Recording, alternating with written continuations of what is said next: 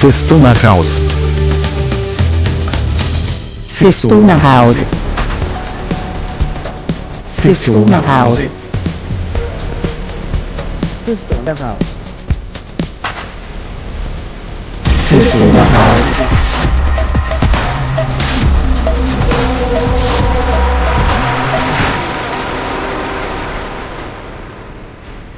Sextou na House.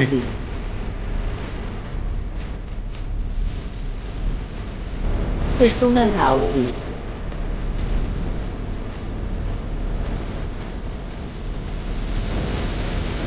Sextou na House.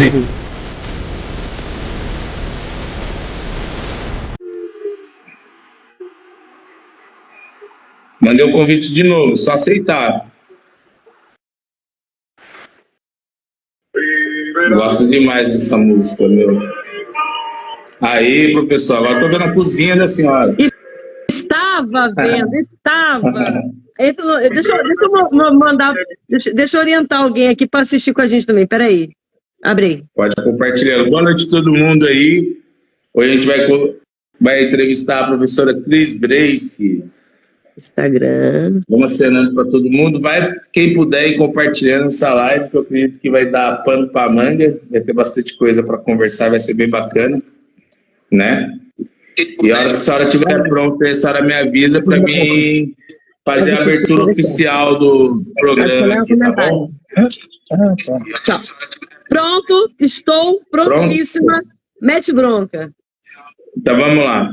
Boa noite para todo mundo, sejam todos muito bem-vindos. Vamos começar mais um Sextou na House. Hoje a gente é com a nossa convidada especial, a professora Cris Grace, candidata a vereadora pelo município de Taubaté. Ela que é doutora em educação, formada em História pela Unital, Pedagogia pela Uniban, São Paulo, experiência de 30 anos como professora e gestora na rede pública de ensino e atuou na educação de base e no ensino superior. Hoje ela é candidata do município da cidade de Taubaté pela candidatura de vereadora. Muito bem-vinda, professora, boa noite. Boa noite, muito obrigada pelo convite, eu adorei.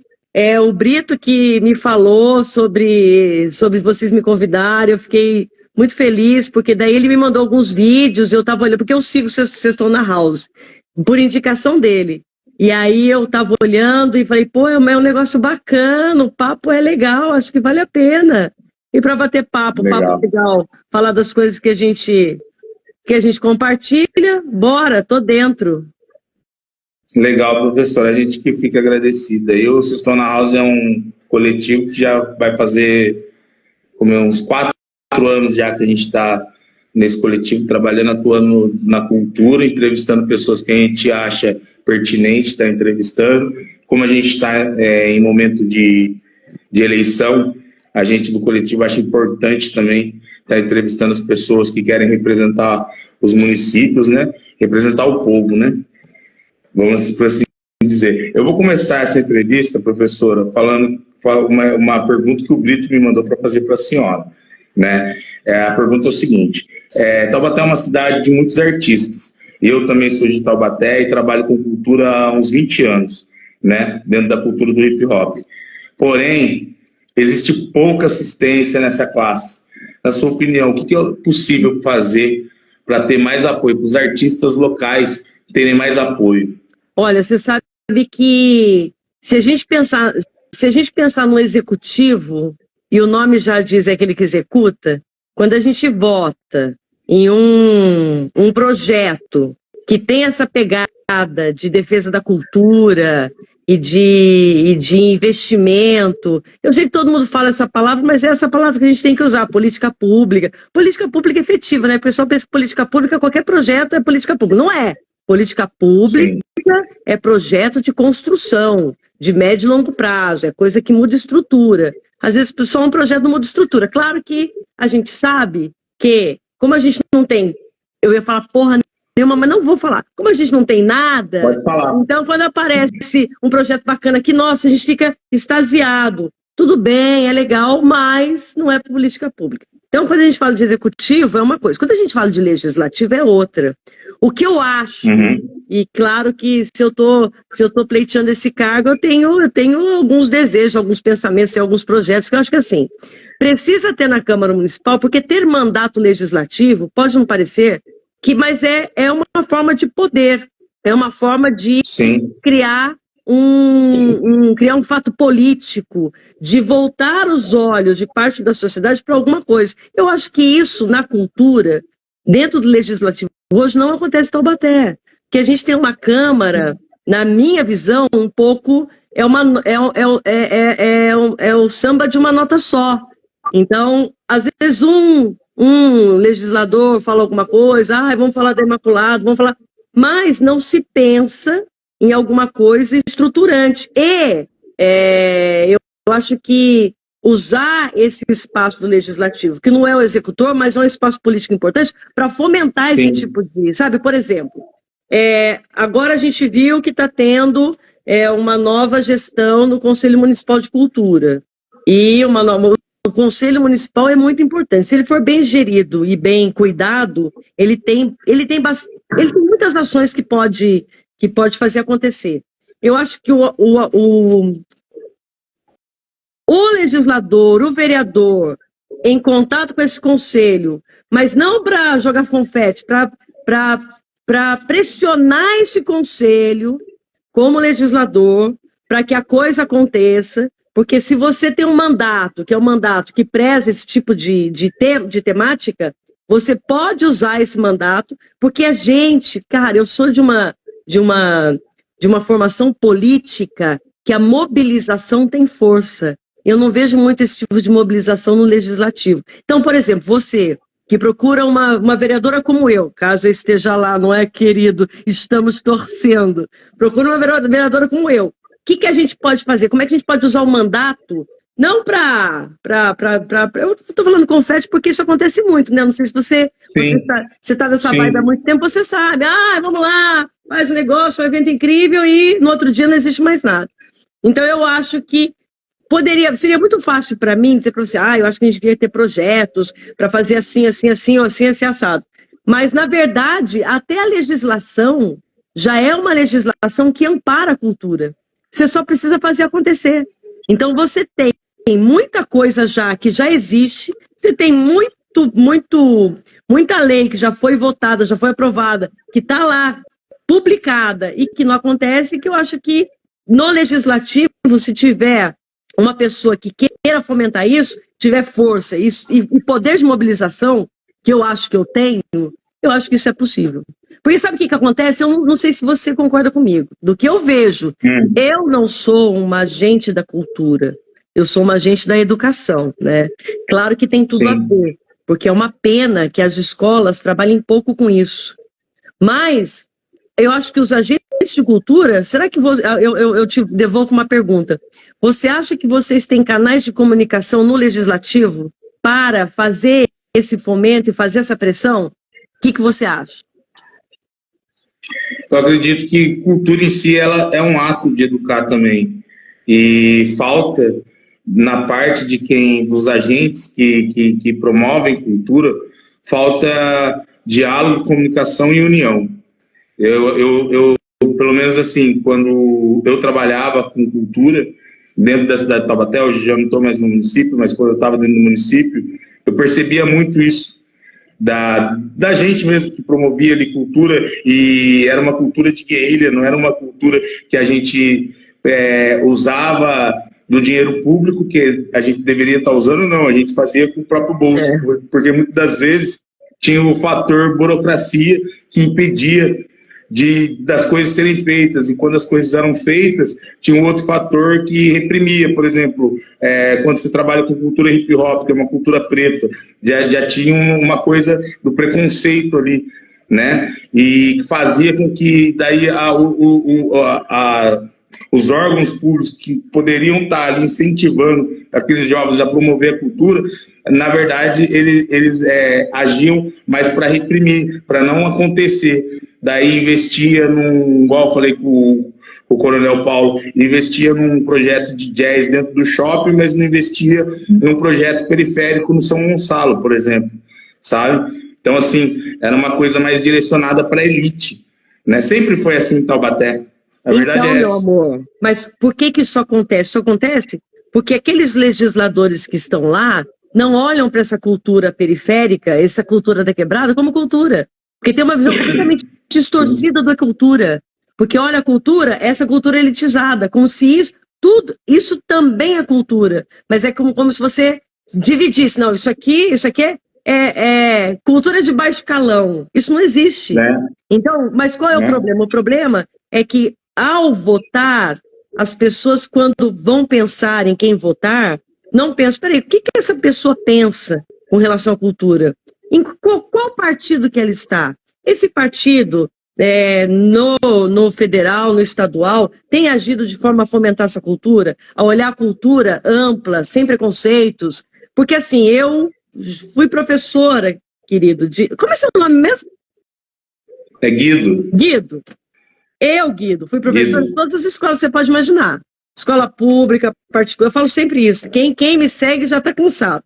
Mas você é a primeira vez que a gente se vê, né? Então, eu já dei aula em escola pública, particular, escola da periferia, escola do centro, escola de rico, escola de pobre, escola que tinha tudo, escola que não tinha nada.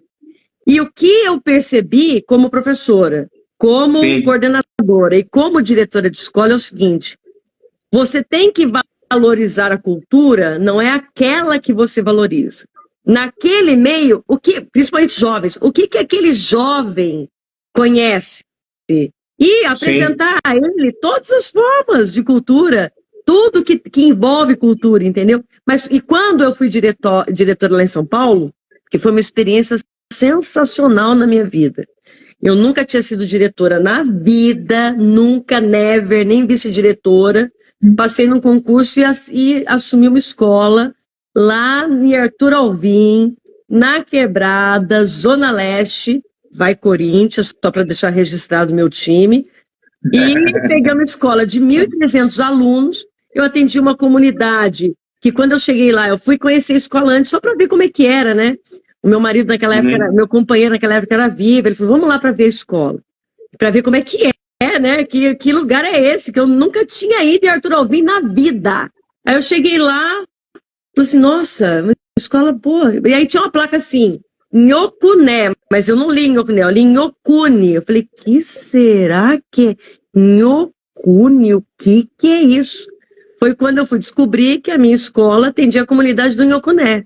E eu entendi, porque assim, quando jovem, essa juventude, ela vê em você segurança e comprometimento, cara, você tem tudo com eles. Tudo. Sim. E quando a gente queria fazer alguma coisa na escola, eu procurava, eu dizia para o pessoal, primeiro vamos ver o que eles querem fazer. E queria fazer isso, hip hop, queria fazer umas coisas que eu nem nunca tinha visto. Eu falei, vamos fazer, porque é isso. E aí eles interagiam, porque assim, quando a gente ouve a juventude, meu querido, tudo se resolve em todos os aspectos e todos os setores, sobre qualquer assunto. Então, eu acho que é isso. Resumindo o que eu estou falando, lamentavelmente, o que acontece é que as pessoas defendem a cultura, defendem a educação, defendem saúde, defendem investimento, acham bacana, mas elegem pessoas que, na prática, agem diferente. E aí você não pode, eu não posso votar em um cidadão ou uma cidadã, num candidato ou numa candidata, que, por exemplo, pertence a um partido que criminaliza essa arte da periferia. Que isso é coisa de maconheiro, que isso é coisa de ladrão, entendeu? Que isso é coisa, isso aí entendeu? E aí, então é uma dicotomia, né? É lamentavelmente assim. Mas você sabe, Guido, que assim, ser vereadora não é um sonho de vida. E ser vereadora é um projeto político de estar ocupando, porque, nossa, falo pra caramba, né, cara? Mas vou dizer uma coisa pra Tem você. problema, professor. Pode falar, pode Quando falar. eu fui, a primeira vez que eu senti o que é você ocupar um espaço de poder e de transformação foi quando eu fui diretora dessa escola. Então, cara, eu tinha um poder nas mãos, você conseguia transformar. Então, eu vejo que o legislativo pode ser assim também. Você tem um mandato, não é fácil, não é para qualquer um, e a gente pode até depois falar sobre isso. Mas você tem um espaço de transformação que você pode usar para isso, que é o que a gente está falando. Sim. Vou mandar um salve aqui pro pessoal que está entrando. A Cris, a Gláucia Comuna já falou, a Cris mudou a realidade da escola. O Sociologia das Ruas está falando, tem 9 perguntas ainda. Nossa, só? E vamos seguir as perguntas, então. Porque cada pergunta rende muito, né, professora? Quando a gente se eu errar... falar... Se eu errar na pronúncia, a senhora me corrige, mas a Simone Beauvoir disse que não se nasce mulher, se torna-se uma mulher. Como a senhora analisa essa frase baseada na luta da mulher para estar onde ela quiser, falando justamente nesse contexto político? Então, meu querido, é por isso que eu respondo para você com uma outra frase, que é a seguinte: mulher vota em mulher. Não. Mulher vota em mulher com posição, empoderada, forte, que tem condição de enfrentamento e que tem uma postura de defesa dos direitos da mulher, porque o que a gente tem visto por aí não é isso. Então, assim, não é só ser mulher, não significa que nós vamos ter esse espaço, né, que é ocupado... Deixa eu só trazer meu cachorrinho para dentro, porque ele late... Eu vou aproveitando aqui para falar para o pessoal... falar também sobre os nossos patrocinadores, certo, família? Não posso deixar de dar um salve aqui para quem ajuda a gente aqui a fazer o canal, tá bom? Então, a todos os nossos patrocinadores que estão em todos os flyers nossos aí, né?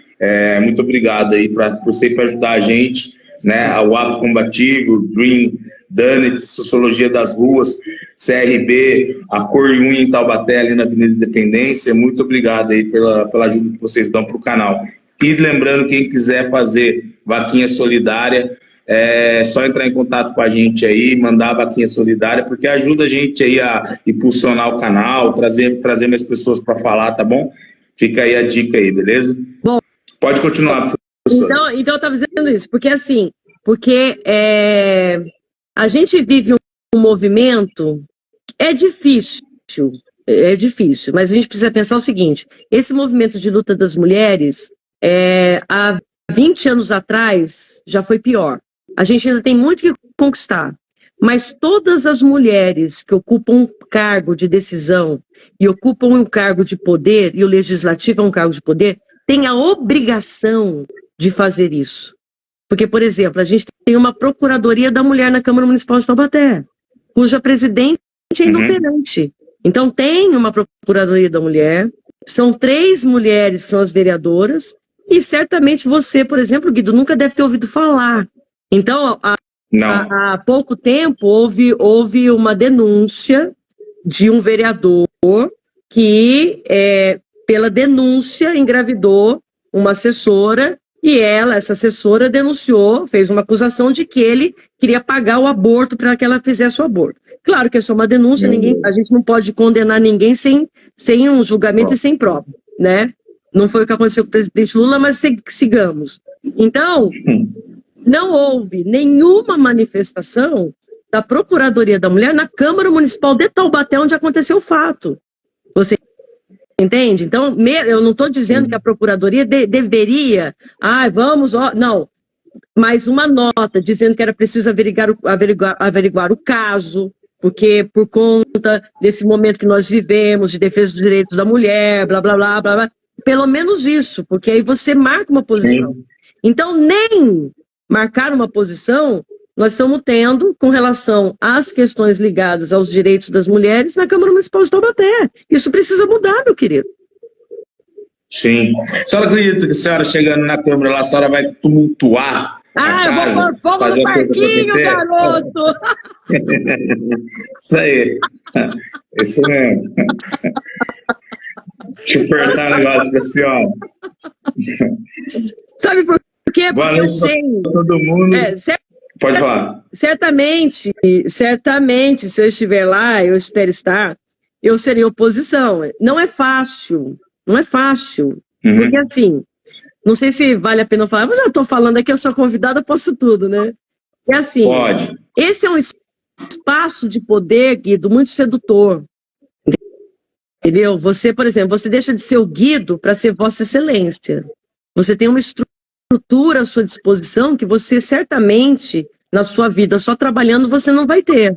São raras as exceções onde isso acontece, né?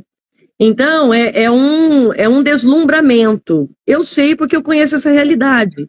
Eu, como professora, sempre fiz questão de ensinar isso para os meus alunos, mostrar como era essa estrutura, e aí eu visitei a Câmara Municipal, sempre fui à Câmara Municipal com os alunos, a Assembleia Legislativa e fui para Brasília. Eu dava aula numa escola particular, né, aqui em Taubaté, que os alunos tinham poder aquisitivo, então a gente fazia um grupo com alunos do primeiro, segundo e terceiro ano, que tinham condições de pagar, fechava com uma agência, e nós fomos para Brasília. E quando você chega lá, a palavra é essa, é um deslumbramento, porque aquela pessoa que está lá, aqueles representantes que estão lá, e toda a estrutura que envolve, é uma coisa assim, você fica assim. Então, a pessoa estar naquele lugar, ser deputado, ou estar senador, estar senadora, e no microespaço estar vereadora, você tem que ter um equilíbrio emocional, você tem que ter uma lucidez de caráter muito grande, porque é muito tentador e sedutor. Você deixa de ser uma pessoa comum para ser, sabe? A autoridade, e é uma autoridade. Eu vou contar uma coisa para você muito interessante.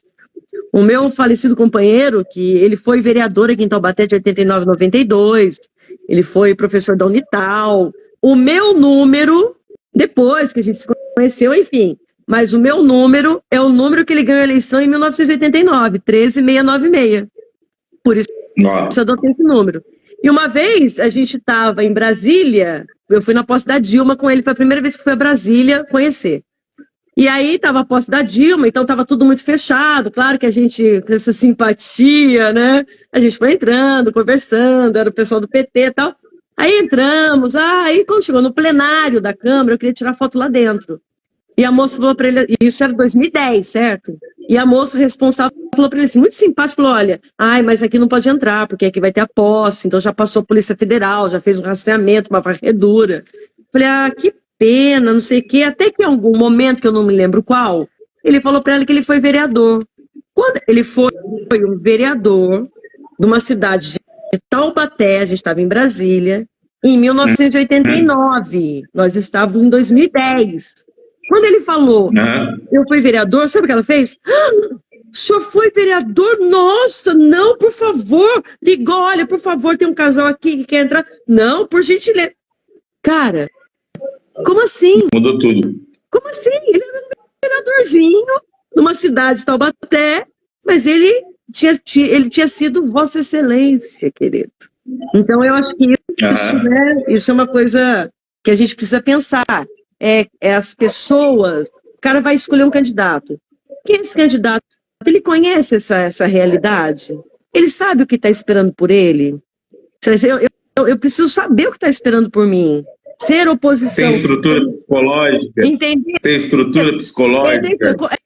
Tem estrutura psicológica? Conhece. Sabe que tem comissões dentro da Câmara que tem um poder também, é um poder dentro do poder, que você tem que negociar para poder estar na comissão, que tem comissões que são mais importantes, ou mais, não importantes, todas são importantes, mas que ele tem mais poder de decisão, entendeu? Sabe como?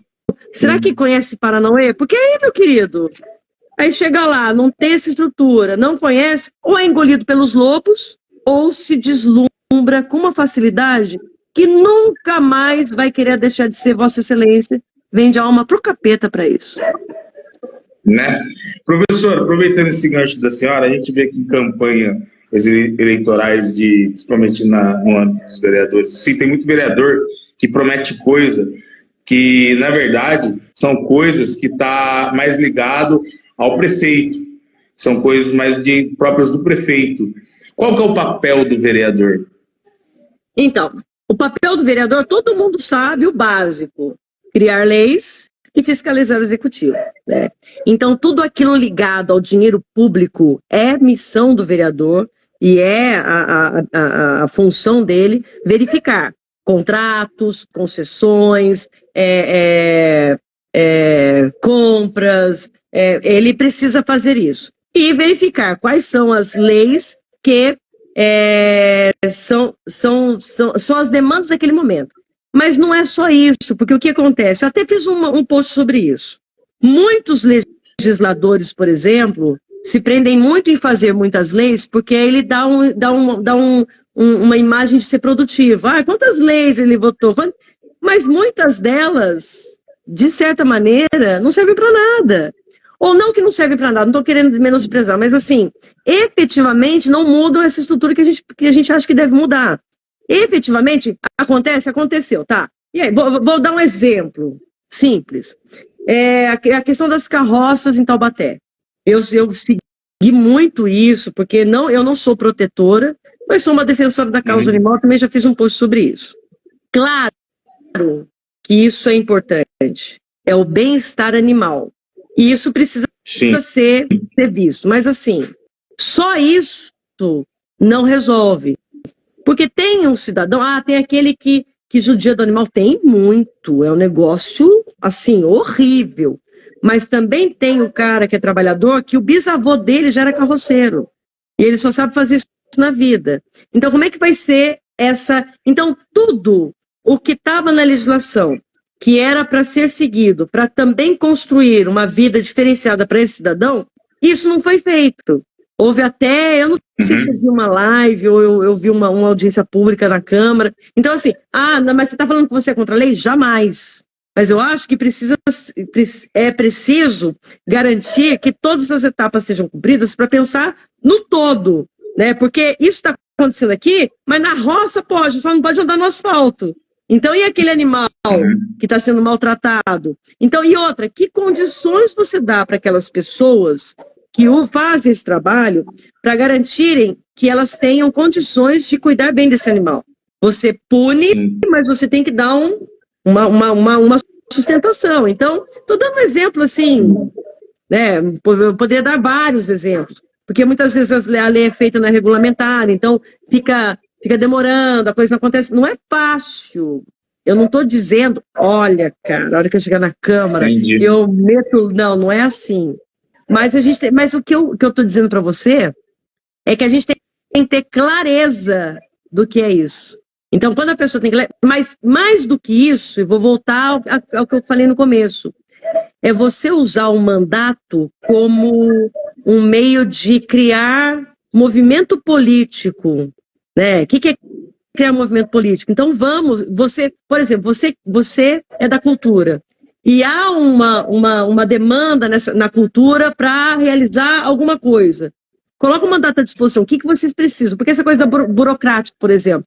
O que é a questão burocrática? Como é que o mandato pode ajudar para a gente encerrar essa questão e ir para outro patamar? Então, muitas vezes, grupos que eu já vi, dentro da cultura ou não, o que acontece é assim, nossa, como é que eu, por exemplo, vou dar outro exemplo. Futebol amador, ok? Futebol amador. Então, os times estão lá. É uma luta. Quem tem time no futebol amador, eu não estou falando nem a primeira divisão, estou falando terceira divisão. Os caras, assim, correm atrás do próprio rabo. Então, assim, esses times precisavam ter a documentação regulamentada. Porque se tiver documentação regulamentada, eles podem pedir investimentos, projetos municipais, projetos estaduais e até projetos federais. As pessoas não sabem isso, mas elas não têm a obrigação de saber isso. Mas o legislador pode ajudar. Então, o que precisa para garantir que a gente coloque a documentação em dia? Sabe quais são os projetos da prefeitura que tem? Vamos fazer uma reunião com o time aqui. Qual o projeto da prefeitura que tem? Tem esse. Vamos colocar? O que precisa? Precisa disso. Olha, tem que regulamentar. Porque onde é que está o dinheiro do time? Tem que ter tesoureiro e tem que ter o presidente. Essas contas têm que ser transparentes. Sim. Certamente tem time que nem quer isso, mas tem time que quer fazer direitinho para ter investimento, para ter fomento e crescer. Isso também é o papel do vereador. Entendeu? Então, eu acho que eu acredito na amplitude do papel do vereador quando ele tem um mandato que gente, um espaço de muito poder. Se você utilizar para nós, que somos do campo da esquerda, do campo progressista, utilizar esse espaço para essas ações que têm como objetivo cuidar, amparar e ajudar esses grupos que são excluídos de todas as atividades eu estou falando de uma periferia, eu não estou falando periferia só local, né? Estou falando periferia do social, da vida, do que a pessoa tem acesso, do que a pessoa não tem acesso. Então eu acho que esse olhar, eu acho que a função do vereador é uma função, tem a restrita, que é do seu ofício, mas também tem a ampliada, que é essa visão política que a gente pode ter. Tá, tanto é verdade que os vereadores aí atuam nos bairros. O único problema deles é que eles só esperam o último ano do mandato, porque precisam se reeleger. Se fossem mais espertos e inteligentes, estariam nas suas comunidades durante todo o ano, mostrando a cara, bebendo uma breja no boteco, conversando com as pessoas, conhecendo a vida das pessoas, quem é filho de quem, quais são as necessidades. Você entende? É isso que eu penso. Professor, a senhora falando assim me lembrou o final de semana que eu tive agora, que eu estava na comunidade onde eu cresci, em Taubaté, e é basicamente isso que a senhora falou, porque eu ouvi isso de uma senhora falando, não vou falar o nome do vereador, mas ela falou, fulano não parece que não, daqui a pouco vai começar a mostrar a cara aqui, daqui a pouco vai... A comunidade sente isso, né? Mas às vezes eu percebo também que sente, mas muitos ainda não mudam esse jogo. Não sei se falta essa consciência política de entender que fulano, beltrano vai aparecer só na época da eleição para angariar voto e depois esquece da comunidade, esquece até nessa função mesmo de educar politicamente a comunidade, né? Porque se eu educo politicamente a comunidade, ela consegue entender a estrutura e consegue organizar o time do bairro lá, consegue organizar de uma forma que ele tem o joguinho de camisa, as bolas, porque são às vezes coisas simples que as pessoas querem, né? Às vezes é um jogo de camisa, um jogo de chuteiro, um jogo de tênis de salão, e às vezes não consegue porque não tem consciência da estrutura, não conhece a estrutura, né? E não tem ninguém, não tem muitas pessoas com disposição para educar. Porque às vezes também parece para mim que a senhora falando assim que é um pouco cômodo também eu não educar, né? Um exemplo? Vou dar um exemplo prático do que nós estamos falando. Por exemplo, hipoteticamente, tem um vereador que apoia um time, ok. Aí ele, no final do ano eleitoral, ele traz um deputado porque ele conseguiu uma emenda eleitoral e consegue. A gente consegue emendas que agora, felizmente, o ministro Dino... ele está querendo trazer transparência para isso, que eu acho importantíssimo. Mas outro ponto. Tá bom, ele traz deputado, emenda. Essas pessoas, quanto que veio da emenda? Como a emenda funciona? Como ela pode ser aplicada no município? Como é que essas pessoas que foram beneficiadas com essa emenda podem acompanhar a aplicação desse dinheiro? Então, esse, por exemplo, pode ser um meio de educar as pessoas. Olha, estou trazendo aqui a emenda parlamentar do deputado tal, que isso sim, é política, é verdade. Se eu sou eleita vereadora do PT e o Lula é presidente, é óbvio que isso é um jogo político.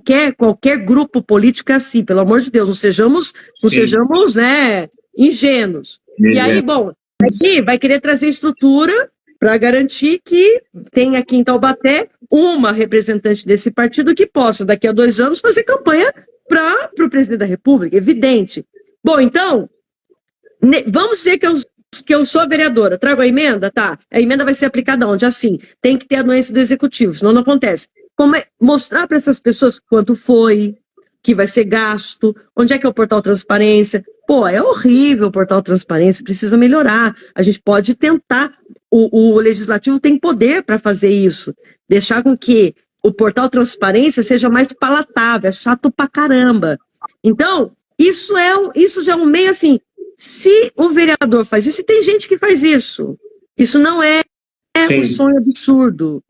Tem parlamentar que faz isso, tem parlamentar. E aí você deixa um legado, porque essas pessoas, num outro momento, que não for essa vereadora, for outra, quer dizer, se um dia eu chegar lá, vai. Bom, peraí, mas não é assim que funciona. Então é possível. Não, eu estou dizendo assim, nossa, parece tão fácil quando você fala. Falei, não é fácil, mas qualquer ação, se você tiver essa responsabilidade social, você constrói alguma coisa. Sim. Vou aproveitar esse momento para falar uma pergunta aqui do nosso internauta que está aqui, que é o Alexandre Pereira. Ele fala assim: Cris, sinto falta de uma grade curricular estruturada. Está indo para a área da educação agora, que prepara os jovens para o mercado de trabalho, para a produção científica. Como mudar isso? Então, acontece o seguinte, aí a gente não pode extrapolar a alçada de poder do vereador. Então, na verdade, o que acontece, Alexandre, é assim, existe uma legislação que garante que a escola possa fazer isso. E isso cabe ao executivo. O que um parlamentar pode fazer neste caso? É ações junto à Secretaria da Educação, mobilizando escolas, diretores, isso é possível, para quê? Porque o que eu aprendi nesses 30 anos, e principalmente na gestão, há muitas brechas na legislação que o próprio gestor desconhece. E não há, e aí é a grande questão, não há por parte da Secretaria da Educação, que é a executora, secretarias no município, no poder executivo. Então, não há, por parte das secretarias, nenhuma vontade política de que isso aconteça. Então, não é papel nem do município mudar grade curricular, que a gente nem fala mais grade curricular, a gente fala das áreas do conhecimento, é que isso está tão enraizado na gente, e a gente vê assim, né? Mas, eu não vou falar da BNCC aqui, que dá mais um outro programa, mas a Base Nacional Comum Curricular, ela trouxe essa amplitude, a Base Nacional trouxe essa possibilidade que, mesmo que haja agora um embate com relação à base, e a gente podia falar sobre isso porque é um embrólio enorme, mas assim, mesmo sem a base curricular, já havia na legislação educacional essas brechas e possibilidades. Tanto que agora, a gente está falando de ensino técnico, agora o prefeito de Taubaté assinou um convênio com o governo federal, de um projeto do governo federal, de ensino médio técnico em Taubaté. Então ele teve que assinar agora. Bom, mas também é outra história, porque não dá para falar da gestão desse prefeito com relação ao ensino médio. Mas eu acho que estar no legislativo, conhecendo como é que é a estrutura da Secretaria de Educação, o vereador pode fazer indicações a esse executor para que isso aconteça. Só indicação pode não acontecer nada, mas eu acho que a mobilização política é possível, entendeu? Porque o que acontece também é outra coisa, sabe, Guido? As comunidades das escolas desconhecem essa realidade. Não há um diálogo com essas comunidades para explicar como que pode acontecer. Raras exceções. Eu conheço gestores incríveis, que são diretores e diretoras do município, e que fazem um trabalho espetacular. E quando, Alexandre, essas escolas têm esses gestores que fazem esse trabalho, isso que você está falando acontece. Porque há espaços na legislação para que a escola possa fomentar esse tipo de educação. Não sei se eu respondi, acho que sim. Acho que sim. Vamos seguir aqui, tem bastante pergunta indo para a senhora, professora. Pedir para todo mundo, quem puder seguir o Sextou na House, por favor, segue o nosso canal. Quem puder seguir a minha página lá, @guido.camposoficial, também segue lá. Sociologia das Ruas, segue lá. Lembrando que essa live, depois, ela vai ficar aqui no nosso Instagram, depois ela vai migrar para o YouTube, no canal Sociologia das Ruas. Então, quem puder fazer isso daí, a gente agradece. Angela Davis, agora a gente vai para a parte, vamos falar um pouco de causas raciais. Angela Davis costuma dizer que não basta ser racista, é necessário ser antirracista. Como a senhora analisa essa frase em uma cidade onde os vereadores brancos barraram a criação do COPIR, Conselho de Promoção da Igualdade Racial? Eles fizeram aquilo que os representa. Então, se você tem uma Câmara reacionária, racista, retrógrada, a Câmara é retrógrada. Então, o que você espera da postura desses vereadores? Então, assim, o que eu gostaria, aí é o sonho, vou falar aqui do sonho. O que eu gostaria é que, por exemplo, a pessoa que ouviu você falar isso e que acha que é um absurdo, precisa pensar quem são esses representantes que estão lá, né? Porque, assim, isso é um absurdo. Bom, se é um absurdo, eu preciso rever qual é aquele representante que está lá.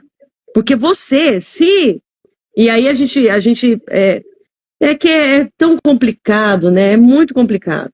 Mas, assim, essa conscientização política é dura, é longa, nós estamos longe disso. Mas eu sempre tenho esperança. E a gente está conversando aqui, muitas pessoas estão fazendo exatamente a mesma coisa. Então, como é que a gente combate isso? A gente só combate isso colocando na Câmara Municipal pessoas que têm uma visão mais ampla, mais progressista, uma visão antirracista, porque assim, a gente precisa ter na Câmara, meu querido, e eu vou dizer uma palavra aqui que engloba tudo. Nós precisamos ter parlamentares que efetivamente defendam o respeito aos direitos humanos. E isso não é um desrespeito só aos negros, é um desrespeito aos direitos humanos. Quando eu quero votar na Câmara Municipal, por exemplo, ou eu faço uma fala contra o nome social, que é um direito do cidadão, um direito da pessoa ter nome social, quando eu vou na Câmara Municipal, uso aquele espaço como representante do povo para falar contra isso, e você fala para as pessoas, não tem cabimento ser contra o nome social, é lei, a vida das pessoas. Quando você se coloca para falar isso, você está mostrando qual é o perfil político daquela Câmara. O perfil político da Câmara Municipal de Taubaté é esse. Isso porque as pessoas costumam, claro que costumam, e depois, eu acho que a polarização em política é uma coisa natural, eu não sou contra, eu sou a favor, a polarização é assim, contra, a favor, vamos discutir, o dialógico, o diálogo não é dialógico. Então, isso. O problema no Brasil é que a gente foi para os extremos e esse extremismo fez muito mal e faz muito mal. Então, a gente fala isso e fala assim, mas é direita e esquerda. Eu falei, não, você precisa pensar que eu preciso escolher representantes que tenham uma postura em defesa desses direitos. Tem uma postura progressista, antirracista, anti-homofóbica, antissexista, antimisógina. É assim que tem que ser. Sim. Aproveitando essa pergunta, vou encaixar uma outra pergunta dentro dessa daí, aproveitando a temática. A senhora é a favor ou contra as cotas sociais e raciais? E como irá trabalhar a pauta racial nas escolas e nas faculdades? Então vamos lá. Como trabalhar a pauta racial? Cota só existe porque existe um oceano de desigualdade. Ponto. O ideal é que nós não tivéssemos cotas algumas. Nós temos, porque esse oceano de desigualdade é imenso, é maior que o Atlântico. Eu vou te responder contando uma história muito interessante. Eu estava na diretoria, eu fiz um mestrado com bolsa da Secretaria da Educação, a época era o segundo governo Lula. Luiz Mercadante era Luiz Mercadante, gente, ministro da Educação do Lula, vai, me ajuda aí. Fernando Haddad era ministro da Educação. Então, tinha muito fomento para pós-graduação. Então, eu fiz com bolsa da Secretaria da Educação, que era o fomento do governo federal. E eu tinha que ficar na diretoria de ensino, trabalhando 8 horas por dia na diretoria e fazer projetos em escolas. Foi incrível para mim, porque eu descobri na diretoria por que alguns projetos em escolas funcionam bem e por que outros não funcionam nada. O que isso tem a ver com as cotas?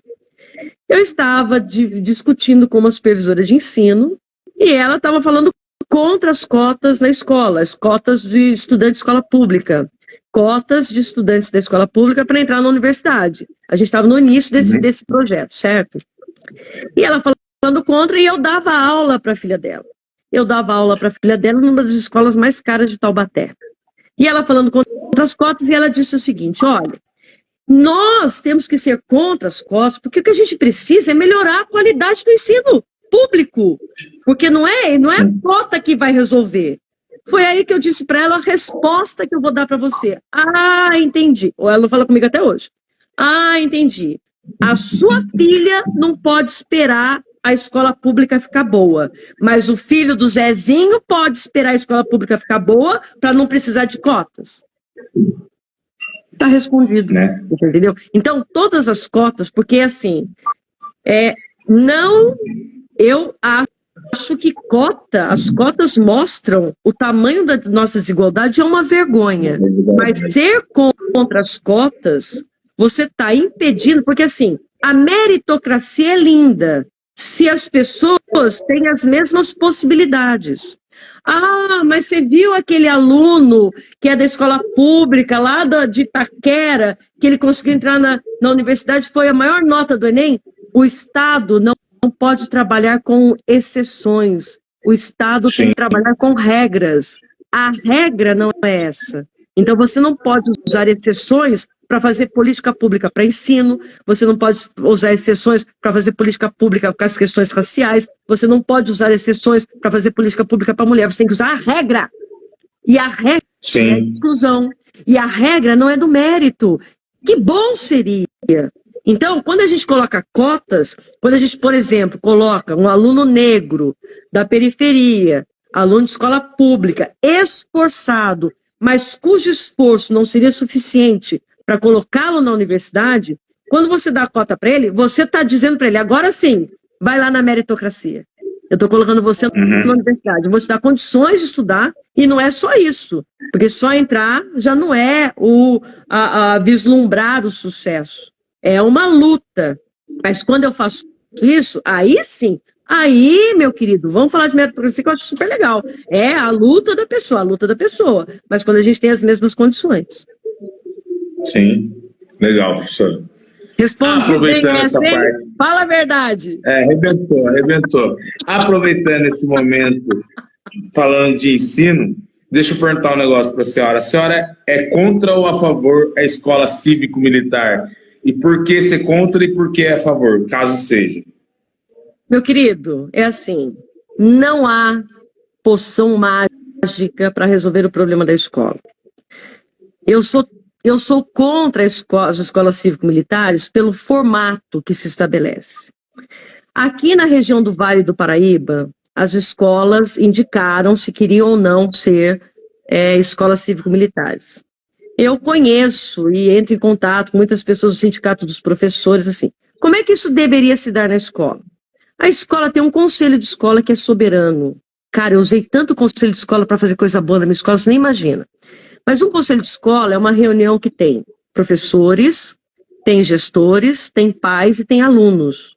Normalmente, infelizmente, nessas escolas, esses conselhos não funcionam a contento. Então, nós tivemos denúncias de escolas em Taubaté que o conselho aceitou, queria a indicação da escola cívico-militar, mas não foi a reunião que deveria ter sido feita. Normalmente, quem é da escola sabe disso, quem é da escola sabe disso. Normalmente, conselhos, assim, coloca todo mundo, a pessoa não tem reunião nenhuma, só assina depois as decisões, entendeu? Então, já começa errado por aí. Segundo, se todas as escolas indicadas pelo projeto do governo Tarcísio aceitassem ser cívico-militares, haveria um investimento, um gasto, porque como é que se contratam esses policiais reformados? Tem uma empresa que contrata. Haveria um gasto de 7 milhões de reais, e esses dados saiu no jornal Vanguarda, não tirei da minha cabeça.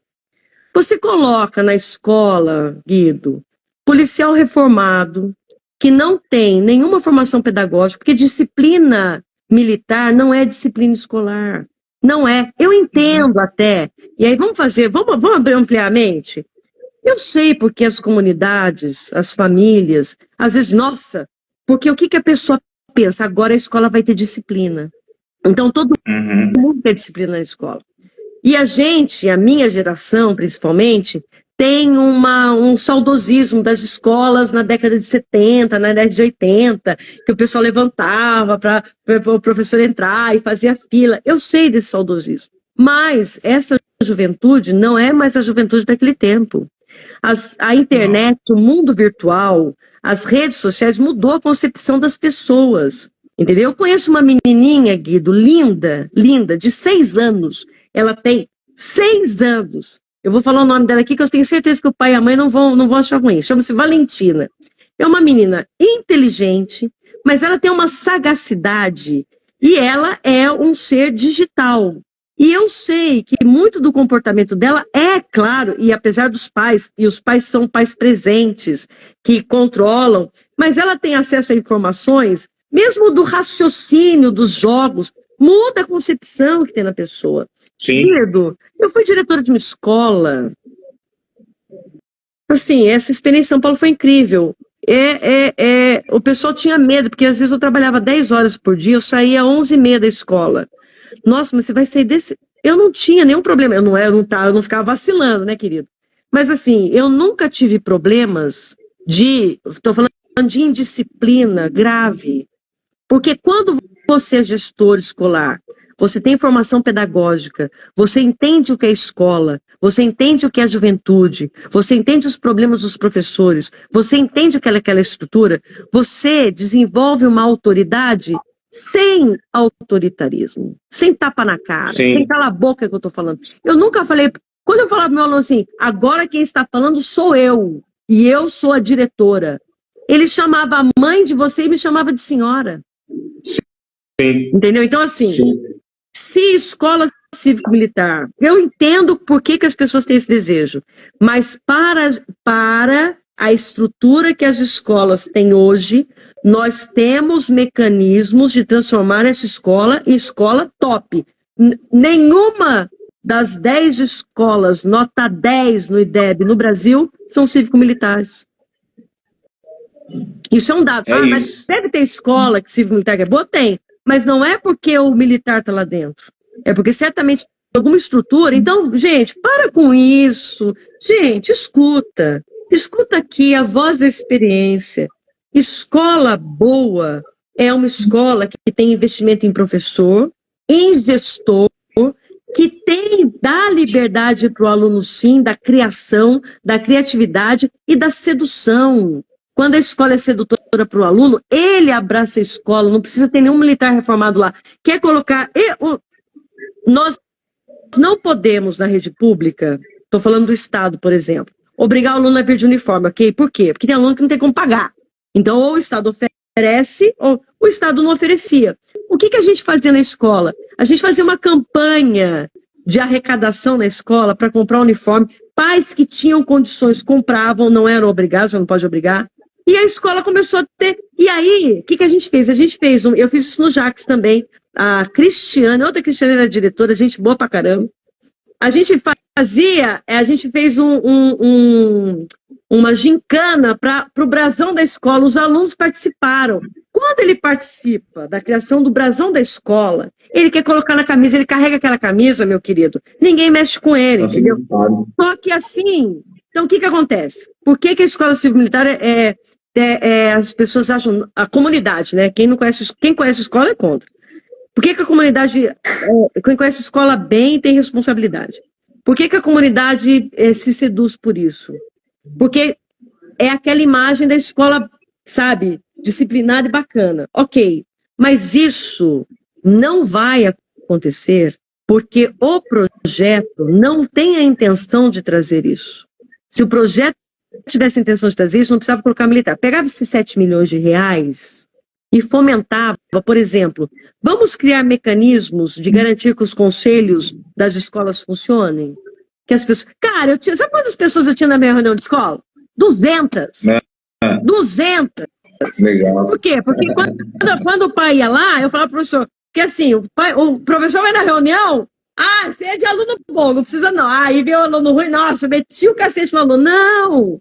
A gente tem que ser acolhedor, a gente tem que mostrar que a gente quer uma escola bacana. Cara, eu vou te contar, deu trabalho, mas porque a maioria dessa comunidade quer uma escola bacana para os seus filhos. E eles, então, eles agarram a escola. Professor, eu acho que quando convida a comunidade para participar, ela acaba participando. Sabe, eu tenho uma experiência, a senhora falando isso, vou aproveitar aqui para mandar 2 abraços para 2 pessoas especiais na minha vida, que é a diretora Márcia, do professor Lafayette Rodrigues Peixoto, lá em São Gonçalo, e a diretora Dona Dercy, que foram diretoras minhas, e a Dona Dercy, que era lá do Álvaro Ortiz, também no São Gonçalo. E ela dava liberdade para a gente, falando basicamente o que a senhora está falando, da gente fazer movimentos de hip-hop dentro da escola.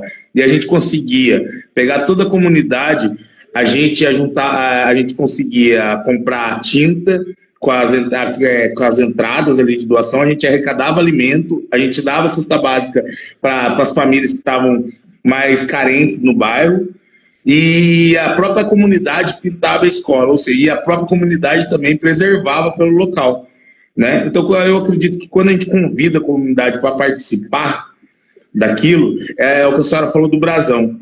Ela se sente parte daquilo. E daí, na fala da senhora, a senhora me fez lembrar também de uma coisa que eu acredito muito, que entra um pouco em choque com esse negócio do cívico-militar aí, que medo é diferente de respeito, né? Medo é diferente de respeito. Quando a gente tem medo, um dia a gente perde esse medo, mas respeito não, respeito você tem e aquilo ali perpetua, né? E o que eu percebia muito, pelo menos na minha época, quando eu estava ali no ensino fundamental e no médio, é que a gente tinha respeito pelos professores, pela diretora, né? Então ficava fácil, porque ela criava na gente esse espírito de respeito, fazendo a gente participar das decisões da escola. Acredito muito nisso também, viu, professor? Continuando aqui. Deixa eu só falar um exemplo rápido. A Prefeitura de Taubaté, por exemplo, contrata projetos mirabolantes dessas Fundação Alemã da Vida para trazer para a formação de professores um gasto desnecessário. Tem na Universidade de Taubaté e na própria rede pessoas preparadas e que aí falam a mesma linguagem daquele professor para fazer esses cursos de formação, entendeu? Então, assim, o problema é que envolve vultuosas quantias, que o interesse não é a qualidade da escola. Se fosse, meu querido, a Secretaria da Educação é uma das maiores verbas que tem para qualquer investimento em qualquer prefeitura. Então, assim, a questão que envolve as escolas cívico-militares são objetivos e são interesses que não estão ligados efetivamente à melhoria da qualidade da educação. Ótimo. Professor, tem um pessoal falando aqui, eu vou tentar correr rapidinho aqui em respeito a todo mundo aí que está participando. Tem bastante pergunta, não sei se eu vou conseguir fazer todas, mas eu vou tentar colocar aqui. Por exemplo, o Alexandre Pereira, ele fala: Cris, a comunidade da Água Quente, boa parte deles confia muito no seu trabalho e no seu desenvolvimento com a comunidade. O que você pode falar para eles sobre educação versus oportunidade e crescimento social? Daí depois já tem uma outra que depois eu falo, se você quiser falar sobre isso. Você sabe que conhecer, eu moro em Taubaté desde 1981, né? Eu vim com 11 anos, morava no Rio, passei minha infância lá, por isso que eu sempre digo que eu sou Flamengo de nascimento, que meu pai me levava no Maracanã, eu vi Zico jogar, eu vi Nuno jogar, eu vi Raul Plasma jogar, eu vi o Flamengo ser campeão de tudo, até do mundo, certo? E aí, por isso que eu sou Flamengo de nascimento, mas eu sou Corinthians de coração. Corinthians está aqui, ó, batendo no meu peito, né? Na alegria, na tristeza, na saúde, na doença, até que a morte nos separe. E eu tinha uma imagem da Água Quente, que era uma imagem assim, nossa, como é que as pessoas moram aí? Porque, assim, nossa, que é isso? Porque os comentários sobre o bairro eram horríveis. E aí, eu comecei a ir para Água Quente, por um namorado que gosta de futebol também, me levou lá, conheci, e eu descobri uma comunidade maravilhosa de pessoas, como toda a quebrada, de trabalhadores, que também tem os seus problemas. Mas eu acho que essa pergunta do Alexandre eu vou responder com 2 colocações importantes. Primeiro, é uma comunidade que tem muitos problemas e poucos acessórios sociais para a juventude, para toda aquela comunidade, para aquelas mães, para aquelas pessoas que vivem ali. Isso é uma ausência do Estado muito grande. E isso não é difícil de fomentar, mesmo sendo do legislativo. Isso é uma coisa, por exemplo, eu não vejo lá projetos que unam essa comunidade, que tragam cursos profissionalizantes, atividades para essas crianças. Vou dar um exemplo, assim, direto. Eu quero falar isso, também quero falar da vereança, tá? Que é assim... Beleza, Eu toco surdão. Eu sou doutora em educação, mas eu toco surdão, querido. E eu toco surdão na torcida. E eu arrebento, modéstia à parte, tá legal? E aí, assim, quando a coisa começou a crescer e a torcida começou, né, a gostar, e a coisa assim, pô, faz diferença. Até os jogadores falam assim, nossa, Cris, quando você não vai é diferente. Porque eu toco bem pra caramba.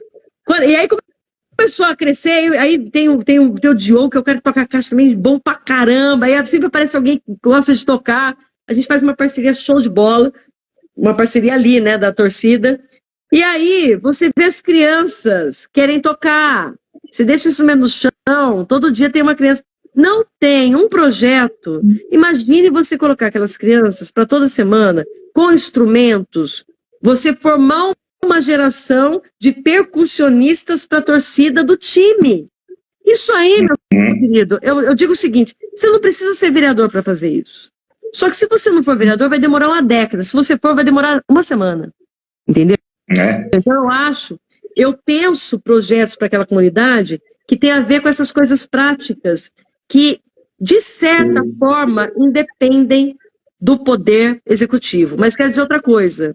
E aí você falou agora, um pouco tempo atrás, um pouco que a gente estava começando, que é assim, culturalmente, essas comunidades olham o vereador dessa forma que a gente estava falando aqui, no último ano que ele aparece e resolve todos os problemas dessa comunidade.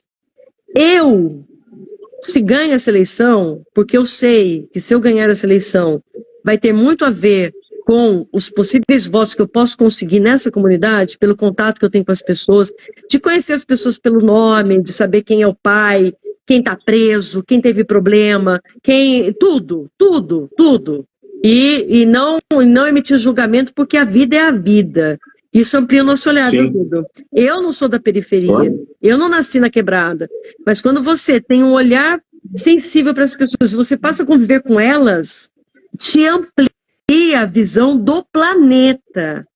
Eu acho o seguinte, que isso não é uma promessa, eu acho que é uma missão, cara. Você ser eleito por uma comunidade como essa, o mínimo que você pode fazer é estar presente 4 anos. É o mínimo. Tem vereadores que fazem isso em algumas comunidades. Quais as intenções, não importa, mas tem vereadores com intenções como as minhas que também trabalham assim. É uma minoria? É. Mas, então, existe uma minoria. Então, eu acho que essa... Porque sabe o que eles querem, Guido? Eles querem te ver, querem falar com você, querem ver que você não é... Uma vez eu estava numa reunião, olha só isso, tem cabimento. Eu estava numa reunião de um time, não interessa qual, chegou um vereador. O presidente do time levantou para ele sentar. Eu falei, meu filho, vai levantar por quê? Você está presidindo a reunião, fica aí. O vereador senta onde ele quiser. Como se ele fosse, o vereador fosse. Pô, chegou. Oi, acorda. É uma pessoa igual a você. Pelo contrário, explora ele. O que ele pode te oferecer? O que ele pode te ajudar? Entendeu? Então ele tem essa simbologia do poder. É um negócio difícil.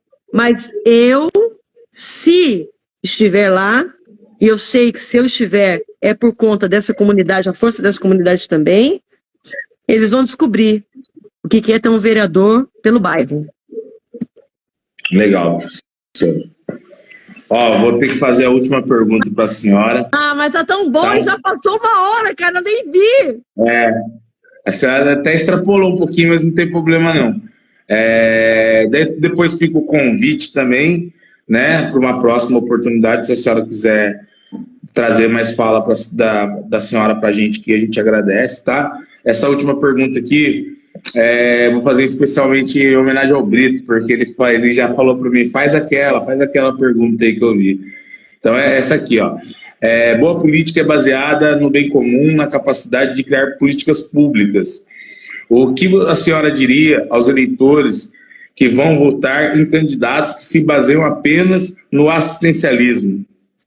Então, quando você vota em candidato que se baseia só no assistencialismo, você tem dele só aquilo que ele pode oferecer, que é o seu próprio interesse, em seu próprio benefício, para se manter no poder. Porque vereança não é emprego. Então, eu digo até o seguinte, eu acho, mas aí não depende de mim, né? São legisladores na esfera federal. Se presidente só pode ser reeleito uma vez, legislativo também só poderia, porque a gente tem aí vereadores, deputados, senadores, uma vida. Ah, mas ele é muito bom, ótimo, abre espaço para outro. Eu vejo a vereança como um espaço de transformação social e espero poder estar lá para provar isso. Deus quiser. Vou fazer uma última pergunta para a senhora, porque eu sei que a senhora gosta de falar sobre esse assunto. Para a senhora, qual que é a importância da identidade partidária? Cara, ai, meu Deus do céu, agora eu vou falar 2 horas. É o seguinte, eu sempre falo isso, é uma pergunta boa, você está bem informado, hein, garoto? Olha, é assim, se a política brasileira é partidária, ela tem partido. Então, os políticos são filiados a um partido. Quando o indivíduo escolhe um partido, ele deve ter alguma identidade política com aquele partido. Então, infelizmente no Brasil, você vê políticos, e isso é uma coisa muito importante para se pensar. Se você tem, por exemplo, um vereador que foi eleito por um partido de esquerda, aí na outra eleição está num partido de centro, na outra eleição ele está num partido de direita, ele não tem nenhuma condição de estar onde ele está, porque ele está defendendo interesses próprios, não está defendendo interesses coletivos. Quando você tem um vereador ou um candidato que está num partido de esquerda e muda para um outro partido com a mesma identidade, no mesmo campo, ok, porque aí há algumas divergências, ok. Eu saí do PT, fui para o PCdoB, não o meu caso, mas por exemplo, entendeu? Mas assim, então o que acontece? Eu fico pé da vida. Assim, bom, você é candidato, aí você, por exemplo, é candidato do PT, vou falar do meu partido que eu posso. Você é candidato do PT, aí você faz lá seu cardzinho, verde, rosa, pink, azul, não coloca PT. Por quê? Porque assim eu posso pegar, porque como Taubaté é muito conservadora, Taubaté é de direita, assim eu pego o voto. Pô, você já começou enganando o eleitor, entendeu? Uhum. Porque assim, eu tenho, Guido, muitos amigos queridos, e ó, durma com essa, eu tenho muitos amigos queridos eleitores do Bolsonaro. Eu tenho muitos amigos queridos que não votam no Lula, que votam em mim pelo que eu sou, pelo meu caráter, pela minha postura, pela forma como eu encaro as questões políticas, e eles sabem muito bem que eu sou do PT, que eu sou vermelha por dentro e por fora, que eu tenho identidade partidária. E eu tenho mais respeito por um político de direita que se mostra, eu sou de direita, eu sou assim, eu penso assim, porque aí você não está enganando o eleitor. Então eu acho que tá aí. Vamos terminar a live mostrando mais uma característica de um bom candidato, aquele que tem identidade partidária, porque ele mostra qual partido ele é e o que ele defende. Ele está sendo honesto com você. Se ele não mostrar qual partido ele é e colocar florzinha e um número, seja lá qual for, como é que você vai saber? Aí você vota nele? Depois não reclama, né? Legal, professor. Olha, muito bom o papo com a senhora. Muito obrigado por a senhora ter participado, de verdade. Gostei muito de conversar com a senhora. Obrigado a todo mundo que passou pela live. Pedir para quem puder, o Brito deixou um recado aqui, também agradecer o pessoal do coletivo, tá? Também eu tenho que falar isso daí, agradecer o Bob Nascimento, a Juliana, o Brito, a Eliane, todo mundo que faz parte desse coletivo aí. O Brito deixou uma mensagem aqui, ó, caso outros candidatos da federação queiram participar das próximas lives, caso deixem de uma live, como a professora Cris Grace, por favor, entre em contato, envie mensagem pelo WhatsApp 12 98 26 20 398. O Brito que está na missão aí de fazer esses agendamentos, tá bom, família? Obrigado mesmo, professora. Eu sempre termino o Sextão na House falando assim, deixa o seu salve, deixa a sua mensagem ao momento da senhora, tá? E da minha parte aqui, só agradecer mesmo a disponibilidade da senhora e desejar boa sorte, tá bom? Olha, eu queria dizer para você que eu gostei pra caramba, foi leve, foi dinâmico, me senti muito bem conversando com você. Eu acho que a gente está do mesmo lado, que a gente está do lado do que é bom, do que é justo e do que é melhor do mundo. É por isso que eu luto, é por isso que eu estou na política, não é de agora. A política está na minha vida, acho que desde que eu entrei na escola. E a política partidária eleitoral está na minha vida desde 2020. E é por isso que eu estou nessa, é por isso que eu vou, porque eu tenho um pensamento, o meu pensamento é coletivo. Claro que tem questões pessoais que a gente envolve, a gente não está dividido, mas a gente precisa ter pensamento coletivo, que é para todos e para todas. Foi um prazer, obrigada para quem acompanhou, e estamos juntos, vamos para a luta, que a gente vai vencer. Parabéns, professora. Então é isso, família. Espero vocês aí na próxima sexta, tá? Acho que é Dan Barros ou Ícaro Deidão. Isso, todo mundo aí que participou uma galera legal, teve um trânsito bacana aqui. Quem puder seguir a gente, peço encarecidamente que segue a gente aí, segue nossos outros canais aí, tá bom? Estamos de volta aí na próxima sexta. Um beijo para todo mundo, bom final de semana, fique com Deus. Obrigado, professora.